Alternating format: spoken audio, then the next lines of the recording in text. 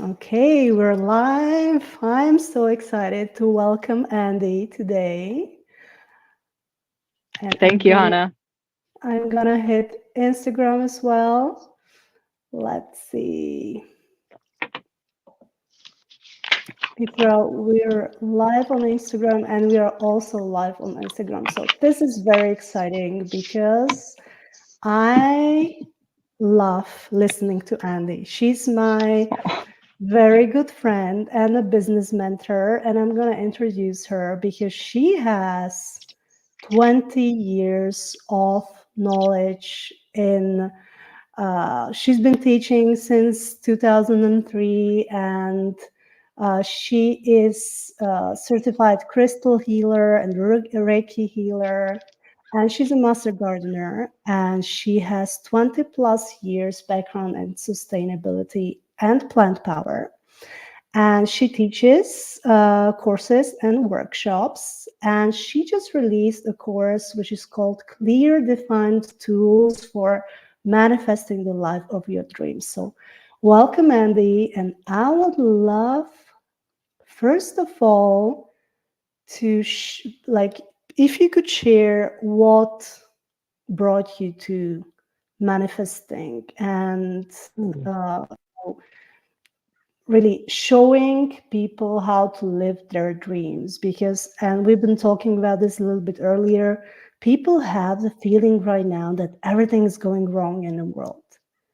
Yeah. So if you could share a little bit about that. Yeah. Well, thank you for that beautiful intro. You said however many years it's been, and I'm like, ooh, wow. Yeah.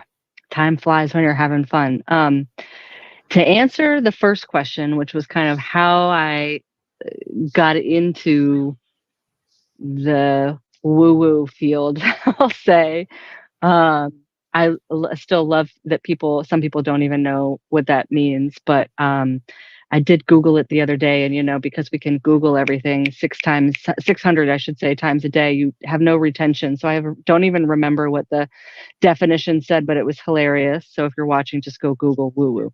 But the person I was talking to had never heard of it, and it's really just alternative methods of thought, which ironically are OG methods of thought, right? Hannah, I know you know this because we talk about this all the time, but what we're trying to bring back into the world right now, because Hannah, you are also amazing. I would sing your praises from the rooftops always because I love all of the stuff that you do, the courses, the teaching, the herb walks, the lavender fields behind your house, and what you guys are doing there in Provence is amazing.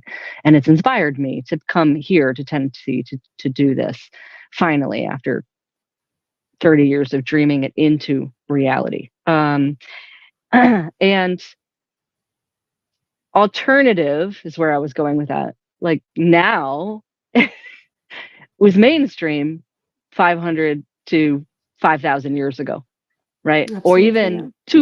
even 200 to 5,000, 10,000 years ago, right? Where the goddess that, held the power in a positive, balanced, loving Mother Earth nurturing sort of way. I was just reading about how the Cherokee held their women so highly, and the women could take a seat at the war council, and they probably still do this, but this was what I was reading was from the 1700s. So back to like what's woo woo. It's not. I mean, that term cracks me up because we're unearthing stuff that has been buried for at least 4 generations, if not more. And I think it bubbled deep within me. I think my family, the women in my family are so empowered. My mother, my grandmother, my great grandmother, um, that, and both lines, that I always knew there was magic in the world. Even from a very young age, the phone would ring, and a lot of the time I would know who was calling. And so that just led me to search, like, what does that mean? Why do I have that gift? And I let the universe lead the way. I didn't know that that was what I was doing, but I did. And one thing led to another. It was crystals first. Crystals are my kind of gateway. They are the connection to the primary spirit guide that I have. And they have so much knowledge within them, just like plants do, and trees and animals. And we're so removed from that in this current state of society that most people don't know how to tap into that. And I just wanted to tap back into it. And I think that's what led me into that. Yeah. Yeah. And I just shared our story yesterday on the Zoom, our Zoom like team Zoom, that in order to get the Tower Garden in Europe, because if you've been following me, you know that my Tower Garden was left in the US, and we put a crystal into that box, and we did. I forgot. We totally did. And yeah. Yeah, and the crystal was still there, and we were visualizing really how the box will travel from the US to Europe, and it happened. So this is such a simple thing that everybody can do. But as you said, we have to unlearn so many things. We do. Yeah, we what, do. What do you think are some things we have to unlearn? Well, it's interesting. I'm going to go back to the crystal because what we did was we almost courted that Tower Garden to you purposely, right? I don't remember if you took crystal with you, the same crystal, but we like magnetized that Tower Garden to you. I never had a doubt in my mind that it wouldn't get to you. It was just a matter of how that was going to unfold. And this is the key with manifesting and with, I think, in any kind of intention, is that you have to let go of the timeline. So that answers your most recent question. What do we need to unlearn? We need to unlearn linear time. That's maybe the number one thing we need to unlearn, because time is not linear. It's cyclical, and it's absolutely bendable. I've seen it, so I know. And I teach that in lesson 1, that you can slow time. You can speed up time. You can slow time. But we are such amazing generators of reality within our mind, within our imagination, with our intention, with our gratitude, with our heart-mind connection, that we can manifest anything. But then our limiting beliefs like flood the airwaves, right? So it's like, this is how we're trying to manifest through these like hundreds of limiting beliefs. So that's number 2. We've got to unlearn the really thoughtless phrases that we have picked up from someone else.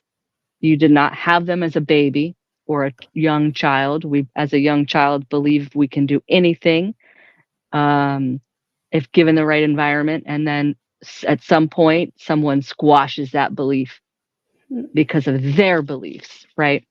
And that's tragedy to me, to see a kid say, because my husband has these light up wheels on the front wheels of his wheelchair. And whenever a little kid sees them, he said, oh, they go, whoa, what's going on here? And he goes, oh, do you believe in magic? And when those 2 out of 10 kids say no, my heart breaks, because all kids should believe in magic. So it's like, where is the parent? Where is your parent? We need to sit your parent down.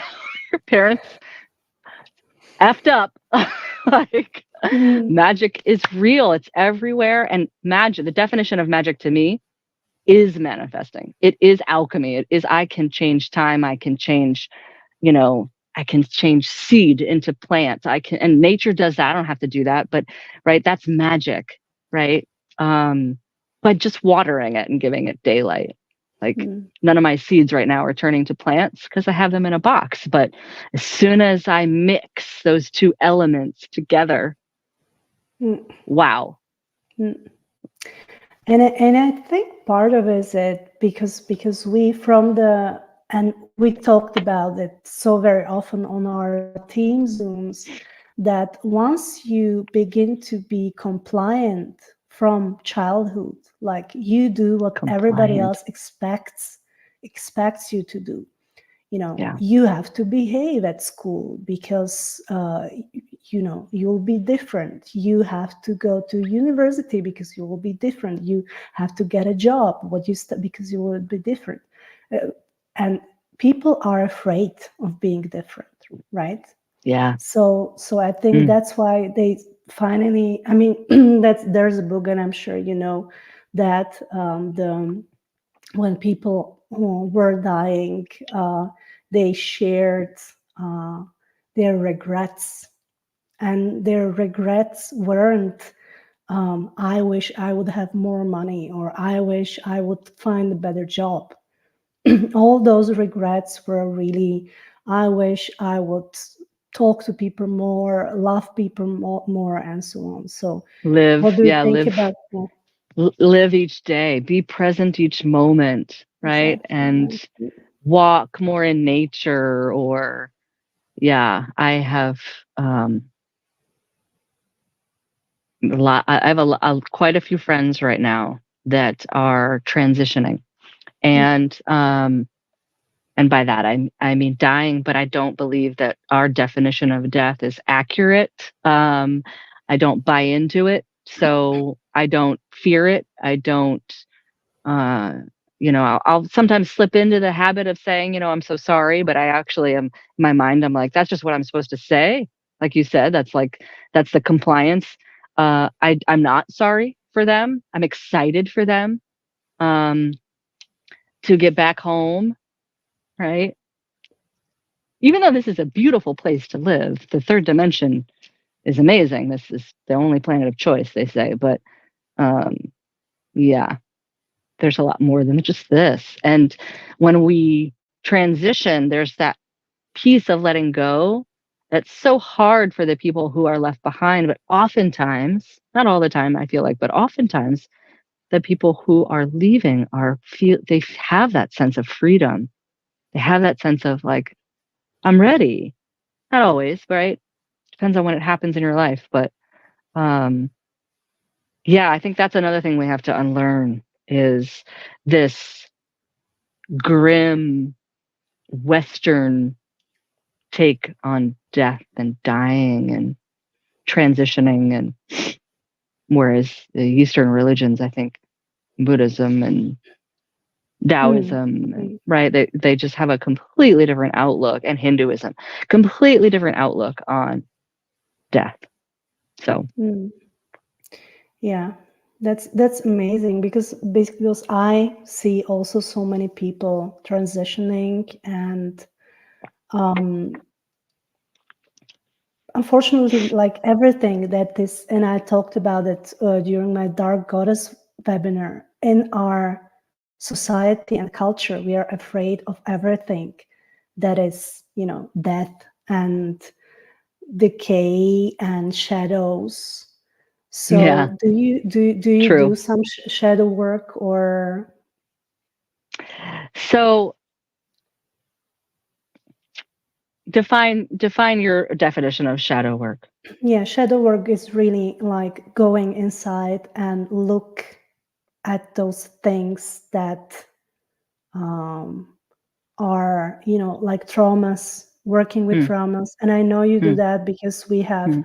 on our team, we have a rest coach. If you don't know what rest is, I definitely encourage you to Google it because uh, in rest, we say that if you had a childhood, you need rest. Rest is a therapy that really looks at all your traumas from the childhood. And I remember, and I had a good childhood, like, but still, there are some things I have to work with. And I'm sure that everybody has something like that. So, Mm. That's a mm, beautiful definition of shadow work. Thank you for sharing that succinctly with everybody, because I feel like, as with everything, people overcomplicate it. So as cancers, I feel like cancers are always doing their shadow work. One, we have the shell. So we're like, I'm just going to go retreat in my shell and maybe overanalyze what just happened. If it was, a bad conversation or, you know, a stressful, any kind of stressful experience, or, I've just always grown up with, I think I put my foot in my mouth. Like that's one of my limiting beliefs. And because I speak my truth, right? And I just let whatever it is, I let it fly. And then I have regret. Because if the other person is hurt or takes it the wrong way or whatever, I always felt like that was on me. But doing that work, first of all, rest, little R, big E, S T. So rest with a little R in front of it, all caps, but the little one is not. The first one's not. So check that out. Like she said, Rest Academy, I think, is one of the websites. But I feel like before rest, I was doing, well, I've always done a little bit of that work on my own, but I was doing, like, I think tapping, I think affirmations, I think, I'm sure there are a couple more that I'm not thinking of that I have always used as tools for me to flip the script. Because once I learned about that, I was like, okay, I can flip the script on something pretty quickly. And I don't need to dredge, and for me, that shifted about, I don't know, maybe 10 years ago, because one of my teachers had this like 3-day technique she called the opalescent technique. And it was like all about going deep, deep, deep down into the cavern of your soul and, finding out, what that disturbance or darkness or whatever was, and then working on that through multiple different sessions. And then at the end is the opalescent technique where you're in this beautiful, like disco ball kind of, or a bubble, and, you're clearing, right? Which I always felt like from the beginning, even a couple of other crystal healing techniques that she taught me, I felt were too slow, too old school. And I have always felt like recently we just did a mastermind when I was in Steamboat. I went back to Colorado. I live in Tennessee now. For those of you who don't know, I spent 20 plus years, 25 years in Colorado. So I still have my mastermind intuitive group there. And when I'm home, that back there, I should say, not home, this is home. When I'm back there, I get to with them, meet with them, and do our, 3-hour sort of deep dive session into what we want to intentionally manifest right now. And at the end of it, I was like, what if we could just do this? Like pop, pop, pop, and it shift happens, right? And that is actually how I've felt for the last 10, maybe more, 15, maybe 10 for sure, years, that it's getting quicker. The pace is getting quicker. Our ability to slough off stuff is getting quicker and let go of stuff is getting quicker. And so the last 3 months, especially, I have said to people, be very careful, very intentional, aware, not cautious, not fearful, just intentional, and with awareness about your words, because like, wow, stuff is happening fast with things that I didn't even really mean to manifest. Like as simple as being on a plane to Houston and having a mechanical happen, and 5 minutes before that saying, oh, I wish I was going, or no, I was going through Chicago, which I hate going through. And I was there was a pilot sitting next to me. And I said, yeah, I usually fly through Denver because it's, we always have better luck through Denver. And then sure enough, boom, it pops up that all of us are getting off the plane. And he was like, well, there's your Denver plane. And I'm not kidding. Like 20 minutes later, I was on that plane and off, and there were no seats on that plane. But I walked on that plane because the person who wasn't meant to be there so that I could be there wasn't there. Right. So it's stuff as simple as that to some bigger stuff like manifesting this, And you because you're doing it for so many years, Yeah. But what would you advise to somebody who's just starting, with manifesting Right. and affirmations? What should Right. they do? As for it's overwhelming because there are so many tips online. So Right. what would you do? What would you start with? I know I sound like a broken record with this, but I was taught this about 7 or 8 years ago, and I feel like it's been so um, simple for people and beneficial for people. Beneficial for me, it was when I first learned it, and so it's spending a week. Just being aware of your thoughts and writing them down. And to do that, having something cue you. So, like, a little alarm on your calendar or your phone that 3 times a day says, "What are you thinking right now?" And after a few days, you start to get into that, like, okay, I'm writing down the thoughts because we have 80,000 negative thoughts a day. That's a lot, or Wow, that's a lot. 60,000 negative thoughts. So we have 80,000 thoughts total, and about 80% of them are negative. And by Wow. negative, I don't mean like, I hate everybody. I just mean like, I should have done something better there, or, oh, no, stuff never goes right for me anyway, or, those are all of our limiting beliefs, like start coming in, filtering in throughout our day. So, the more aware you can be of those from the get go, the clearer your path will be to manifesting. And so by clearing the path and going, okay, these are all the things that I say to myself over and over again. How can I flip the script in the second week? The first week you just observe, or even two, but people are impatient. And so I say, just do it for a week. Don't do it for a day. It's not enough. Do it for a week. Um, don't do it for a month because that would torture yourself, but a week or two, 10 days. And then the second week, you let the calendar reminder again come up, but it's with, one of the affirmations that you write that is a flip of all of those negative things. So by the end of the week, if you're actually writing stuff down, you'll start to see patterns. Mm, And that's a gift I've always had, is to be able to kind of see through people's stuff to see their pattern and go, okay, is this something that repeats for you? Because that's the key. That to me is a broken like record, you know, I'm drawing a line on my brain because we have these pathways in our brain that are rutted, right? It's like you driving on this dirt road over and over mm, and it's rutted. Well, that's our pathways. And if our mm, pathways are rutted with beliefs like I'm not good enough, I'm not smart enough to do that, whatever that is, manifesting, right? Like we could have a block to manifesting because we just don't believe in it. We don't believe that we can just mm, snap our fingers and make something different, but we are that magical. And so even if it's just like manifestation is real, I believe in manifestation. I believe in the power of miracles. Miracles happen to me daily, right? And mm, you start to think the opposite of what all of those negative thoughts are, then it starts to create that. And at first, to me, a long time ago, that sounded way too simple, like way too trite. And um, I would do it for a little while and then it wouldn't work. And this is what I wanted to say because you sent that question to me ahead of time. And instantly I knew I was going to say this, that you have got to release the time factor. mm, That's why time, I think, is the biggest thing we need. Our belief system around time is the biggest thing we need to change. I want to manifest, I've wanted to manifest this farm for years, decades, and nothing was in alignment for me to do that. I was not the person I needed to be to do this.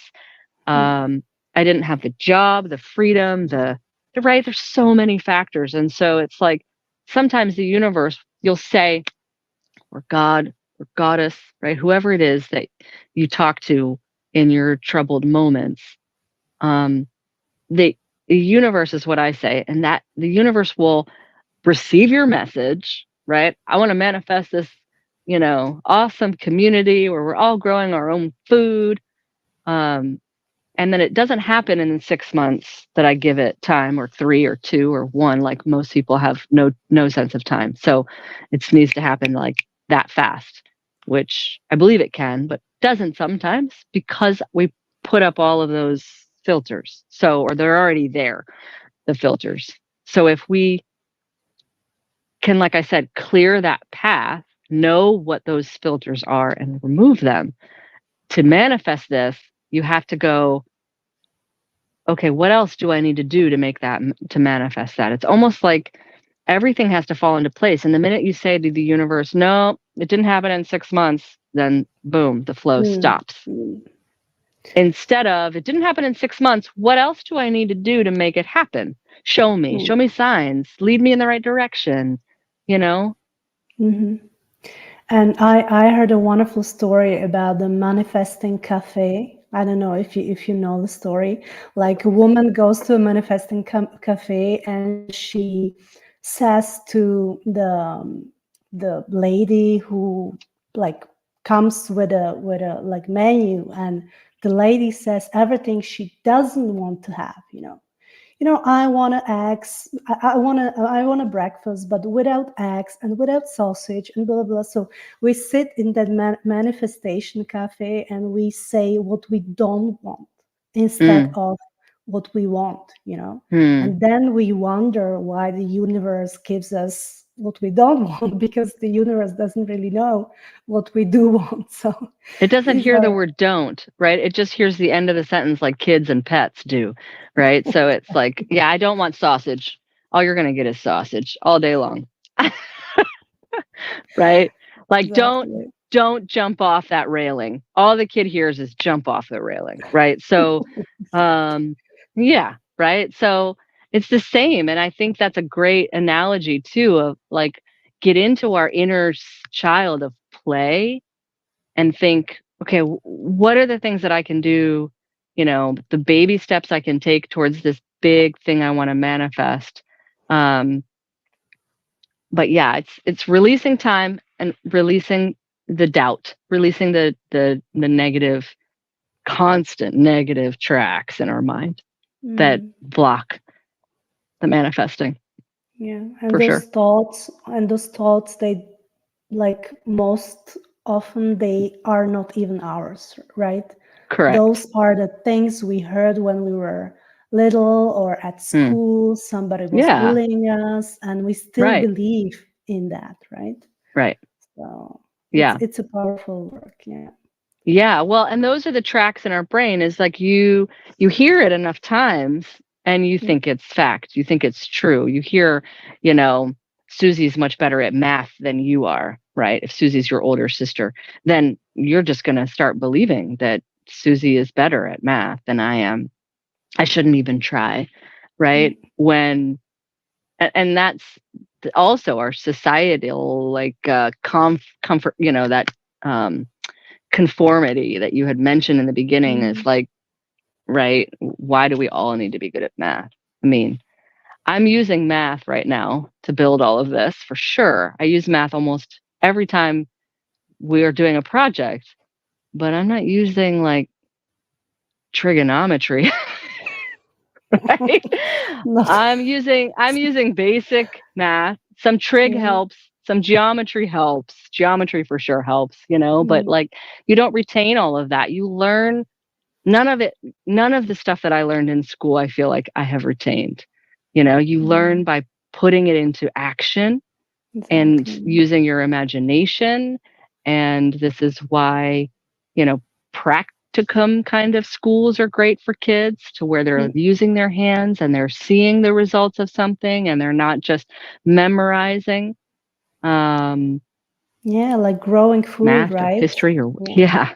Yeah, Yeah, and you like need math to grow food. You need, but it's different. It's different. It's what's applicable. And, I feel like we're all always learning. That's not the issue, you know. I don't feel like cramming 12 years of learning in from the get-go made me a better learner, you mm, know. mm, wonderful. And before we close, I would love you to talk about your course. So again, Mm, I'm going to put a link under this video, and it's mm, called Clear Defined Tools for Manifesting the Life of Your Dreams. I'm like 60% in the course, and I still have to find time to finish it, but it's wonderful. Just for everybody who's watching it, it's amazing. It's 8 hours, 8 hours of teaching you how to manifest. So can you share a little bit more about your course? And then also, where can people find you to explore more about your work and about what you're doing in Tennessee? Okay. So the course came to me when I read the 4th book of the Celestine Prophecy series, that I needed to teach this. It was very loud message. So we pair this course with a book, which is the whole series of 4 books, really. But this primary course, the 8-hour one that you just mentioned, is with the first book, 9 insights. And what I loved about it for me was that's why we said clear, defined tools. It really gave me a roadmap. You can watch things like The Secret all day long, documentary, books, but I always feel like I walk away with like, I need a blueprint. Like how do I talk to plants? How do I strengthen my intuition? How do I clear those limiting beliefs that we were talking about? Uh, I didn't have those tools. I remember the first kind of, one of the first books that shifted me was called The Energy of Money. And she had a ton of tools in there. And it really helped shift my scarcity mindset around abundance and financial abundance, because when I realized that money was just energy and I could manipulate it and then set an intention with it and shift my perception of it, right, it changed. So I think having tools is we need that. We need the roadmap piece. And I give affirmations, I give meditations, I give worksheets. Every other lesson has a worksheet of kind of a deep dive. It is shadow work, if you will. So there's a lot packed into that. And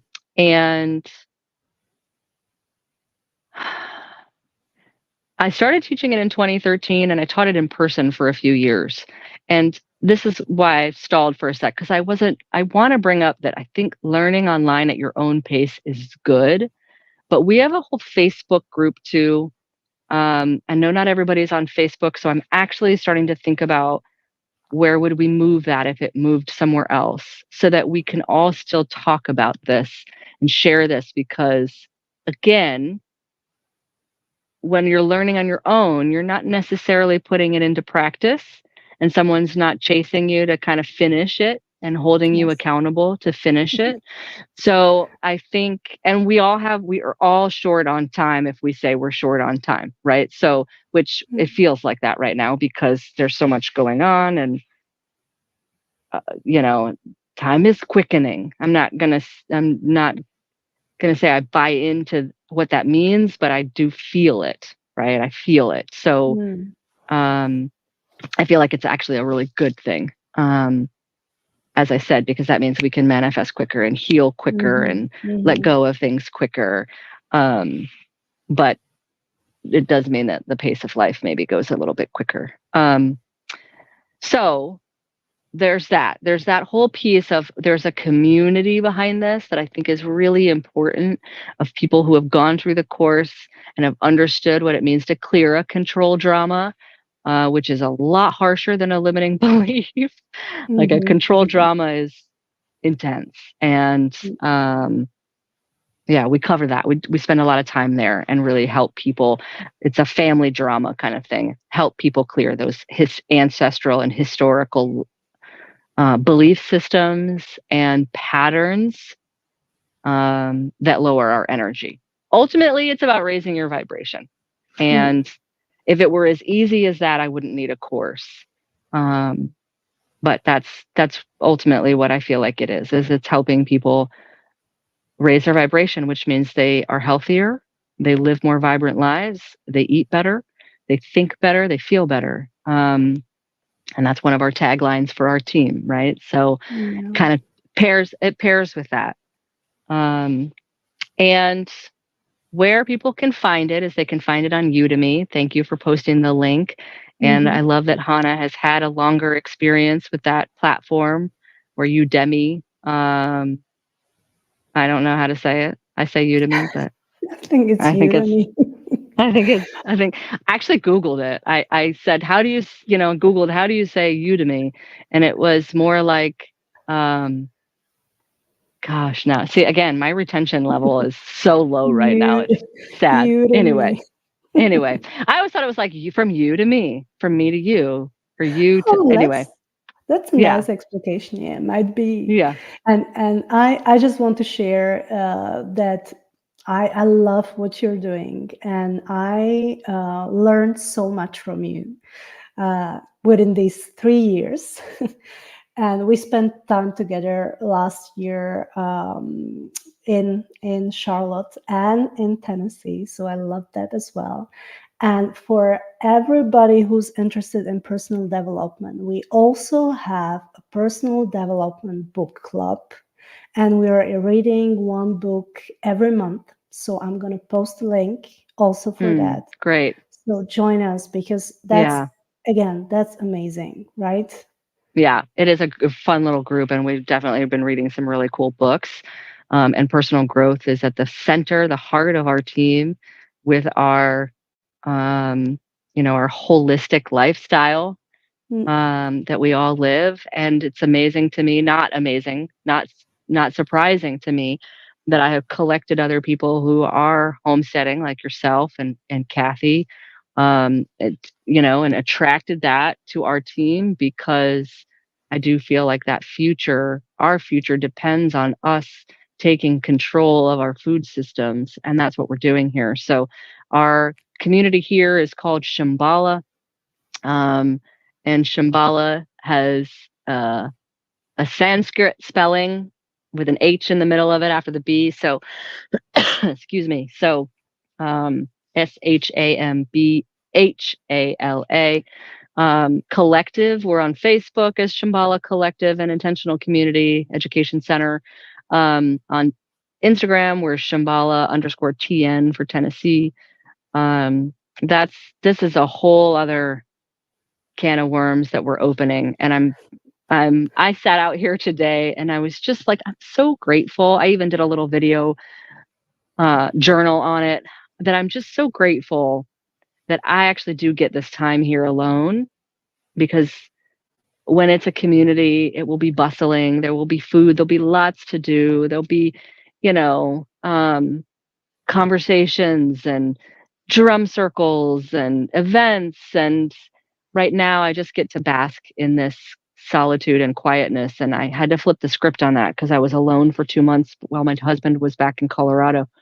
And at first, it wasn't ever scary, but it was isolating and lonely and cold, very, very cold for a mm, time there.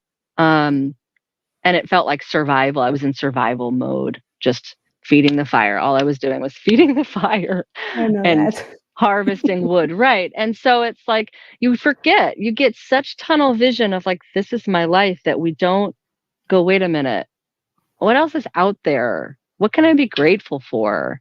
What's special to me right now? And there's not even leaves on these trees yet. Um, but and like, there is what I'm looking at. So Wow, those trees are beautiful. bare, right? But and it's like, this is our yurt castle. So I was going to spin that around too. That's why I wanted to sit out here and just share that space, because when it starts bustling, and it's going to, I know Shambhala is drawing her people to her. Um, I feel like this summer is going to blow up with people. And so, yeah, I'm just kind of being grateful to just be in this space before that Amazing. happens. Yeah.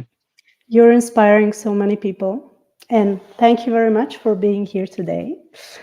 And I'm going to post all the links under this video. So if you want to find out more about Andy, then you definitely can, and reach out with any questions about the course. Okay. Yeah. Thank Take care, you. everyone. Thank you, Andy. Thanks, sweetheart. Love you. Thank you. Love you.